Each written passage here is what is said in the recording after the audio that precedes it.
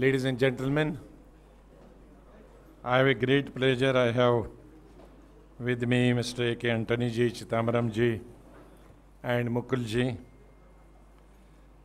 Well, this is not a press conference. I think what I am going to do, I am going to brief the media persons on behalf of the Congress Working Committee. This morning we had a Congress Working Committee meeting at the residence of the Congress President. The Congress President presided over the meeting. Dr. Manmohan Singh ji was present. Vice President of AICC, Rahul Gandhi ji was present, and Antony ji, Chithambaram ji, Mukul ji, and everybody, all senior, almost everybody was present in the working committee.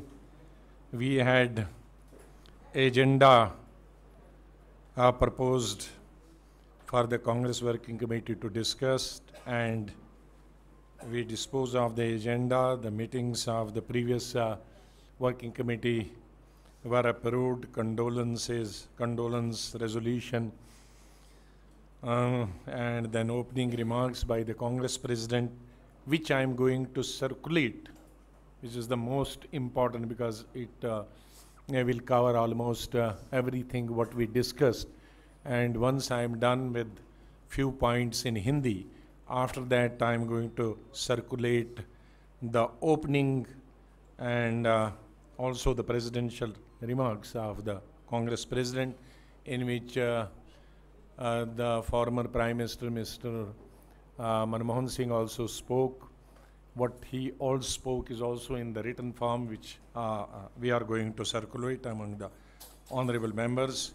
We also discussed the schedule was approved for the organizational elections, the upcoming presidential and the election of the Honorable President of India and the Vice President was briefly discussed because very recently we had a all-party meeting. Congress President Mrs. Gandhi hosted lunch for all the senior leaders and party functionaries of opposition parties in the parliament, and it was decided in that meeting that we should have a small subgroup, and that subgroup should discuss as to how to go about the president and vice president election. Now, about 2 days back, the Congress President has, of course, not in the capacity of a Congress President, but since she hosted the lunch and everybody wanted her, that is very difficult to decide here. Let the small group be constituted, and that small group has been constituted, and I'm sure within weeks' time we will have a meeting of that small group. Then there was a discussion on the present situation prevailing in the state of Jammu and Kashmir. So this was the agenda. As I said in the beginning, I think most of the points are covered in Mrs. Gandhi's opening remarks. But what all was discussed and where almost most of the honorable members participated, I would like to just draw the attention of the media person. सबसे पहले तो इसरो को बहुत बहुत बधाई दी Congress working committee की तरफ से कि पिछले 60 साल में जो इसरो ने काम किया है, और कांग्रेस सरकार ने उस वक़्त की कांग्रेस सरकार ने जो एक सपना देखा था इसरो के लिए, आज वो सपना हमें साकार नज़र होते दिख रहा है, और आज उसका फ़ायदा न सिर्फ पूरा देश बल्कि पूरी दुनिया उठा रही है। और इन 60 सालों में जो इसरो ने प्रगति की है उसको बधाई दी है, और पूरी आशा के साथ कि आने वाले समय में इसी तरह से वो काम करते रहेगा। 3 साल एनडीए के सत्ता में पूरे हो गए। एनडीए चाहे कितना ही खुशियां मनाए, सरकारी पैसे का कितना ही दुरुपयोग करे, खुशियां मनाने के लिए सरकारी बजट कितना ही उसके लिए इस्तेमाल करे, चाहे 24 घंटे वो टेलीविज़न पे ही सारा मंत्रिमंडल अपने आप को बधाई देता रहे, लेकिन भारत की जनता के लिए, देश के लिए ये 3 साल निहायत ही निराशाजनक रहे। इन 3 सालों में एनडीए की सरकार में डर, खौफ, भय के बगैर और कुछ नहीं दिखा। और ये डर और खौफ और भय किसी एक व्यक्ति या विपक्ष की सरकारें तोड़ने तक ही सीमित नहीं रहा,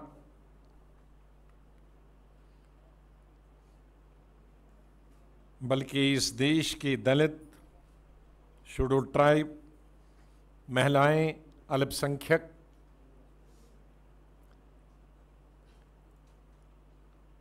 जिस डर और खौफ का, भय का शिकार हो रहे हैं, मीडिया जो सरकार की लाइन टो नहीं करती है, उसका एक हमने नमूना कल 24 घंटे देखा है। और वैसे 3 साल से बेचारे लोग जो दबे हुए कह नहीं सकते हैं, वो तो हम देख ही रहे हैं, लेकिन उसका एक नंगा नाच कल हम देख रहे थे कि जहां लाखों हजारों करोड़ बैंक का बकाया कई लोगों के पास है, उससे हिंदुस्तान का नुकसान नहीं हुआ, लेकिन एक टेलीविज़न चैनल से 50 करोड़ से ही हिंदुस्तान की सरकार हिल गई, ऐसा उन्होंने दिखाना पेश किया है।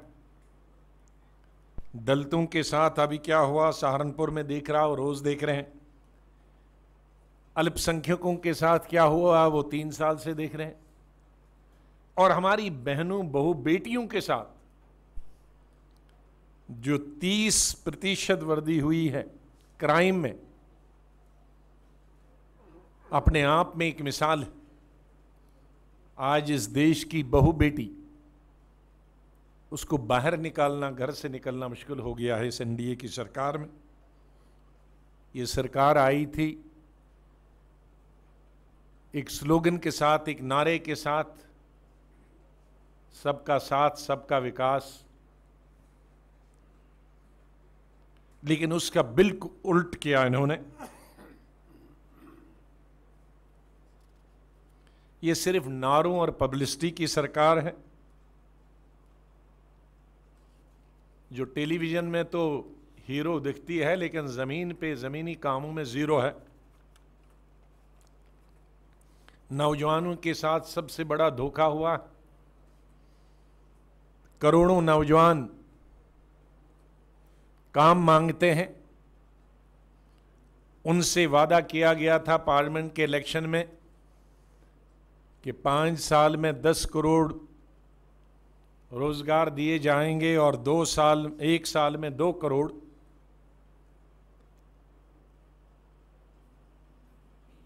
नया नौकरी तो किसी को मिली नहीं, रोजगार बिल्कुल किसी को नहीं मिला, लेकिन जो करोड़ों लोग जिनमें पढ़े लिखे भी थे, ऑर्गेनाइज सेक्टर और अनऑर्गेनाइज सेक्टर में, खास करके इंफ्रास्ट्रक्चर और कंस्ट्रक्शन में जो काम करते थे, मेसन से लेकर, मजदूर से लेकर, कारपेंटर से लेकर, वो आज करोड़ों बेकार हो गए, बेरोजगार हो गए। तो जो पहला एम्प्लॉयमेंट था वो भी खत्म हुआ और नए एम्प्लॉयमेंट जीरो है। फार्मर्स की आज जो हालत हो गई है, किसानों की, CWC ने किसानों के साथ अपनी पूरी सहानुभूति दिखाई है। UPA सरकार किसानों की हमदर्द थी, इसलिए उतना उत्पादन बढ़ता था। NDA सरकार ने पार्लियामेंट के इलेक्शन में वादा किया था कि उनको जो भी उस पे उत्पादन या अनाज पैदा करने में पैसा लगता है, उसके ऊपर 50% और फायदा होगा, उसका MSP बढ़ाएगा। लेकिन वो तमाम वादे झूठे निकले। यही कारण है कि आज हर साल 12,500 किसान हर साल आत्महत्या करते हैं, सुसाइड करते हैं। पूरे देश में किसानों में अफरा तफरी है। कहीं ड्राउट है साउथ में और कहीं किसान हत्या करते हैं। आज भी एजिटेशन महाराष्ट्र के अंदर और मध्य प्रदेश के अंदर बड़े पैमाने पे चल रही है और सरकार बजाय उनके साथ सहानुभूति दिखाने के उन पे लाठीचार्ज करती है, जुल्म करती है। कीमतें इन 3 सालों में आसमान को छू रही हैं। पूरी दुनिया में पेट्रोल प्राइसेस गिर गए हैं, यहाँ गिर गए हैं क्रूड ऑयल की वजह से, लेकिन उसको आगे नहीं देते हैं, उस पर सरकार पैसे कमाती है, उसकी वजह से भी प्राइस राइज होता। एक बहुत बड़ी चीज पिछले साल नवंबर ने इस NDA सरकार ने अपने आप को शाबाशी दिलाने के लिए डीमोनेटाइजेशन, नोटबंदी की स्कीम की थी। कांग्रेस पार्टी ने पार्लियामेंट के अंदर और पार्टी के बाहर, देश के पूरे विपक्ष ने पार्लियामेंट के अंदर और पूरे पार्लियामेंट के बाहर, हमारे भूतपूर्व prime minister doctor Manmohan Singh ji ने और हमारे भूतपूर्व फाइनेंस मिनिस्टर P. चिदम्बरम सदन के अंदर बताया था कि इसकी बहुत हमारी इकोनॉमी पर, भारत की इकोनॉमी पर, भारत की GDP पर बहुत ज़्यादा असर पड़ेगा। लेकिन सरकार ने हमारी उन तमाम बातों को नकार दिया था और आज 1 साल के अंदर ही, 1 साल से भी कम, 6 महीनों के अंदर अंदर सरकार को मानना पड़ा कि GDP पे कितना नुकसान हुआ है और हमारे देश को कितना नुकसान हुआ है। इन 3 सालों में जॉब क्रिएशन, जैसे मैंने कहा, कि निल हो गया है। इंडस्ट्रियल प्रोडक्शन कम हो गया है। बेरोजगारी बहुत बढ़ गई है। नौजवान इस वक्त जो पढ़े लिखे हैं और जो पढ़ रहे हैं, उनके सामने निराशा के बगैर कुछ भी नहीं। NDA सरकार ने किसानों, मजदूरों, नौजवानों, गरीबों, दलितों, महिलाओं, अल्पसंख्यकों,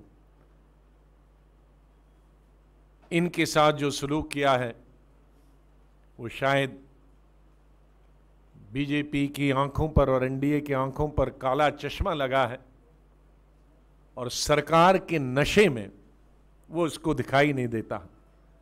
सरकारी मशीनरी का जितना दुरुपयोग शायद पूरी दुनिया में, पूरी दुनिया के लोगों ने नहीं किया होगा, जहां जालिम से जालिम सरकारें होंगी, उतना सिर्फ इन 3 सालों में उन सरकारी मशीनरीज का लोगों को हरास कराने में, डराने में, धमकाने में, वॉइस ऑफ डिसेंट कोई भी हो, चाहे वो पॉलिटिकल पार्टी हो या प्रिंट मीडिया हो या इलेक्ट्रॉनिक मीडिया हो, उस वॉइस ऑफ डिसेंट को ये सरकार नहीं मानती है।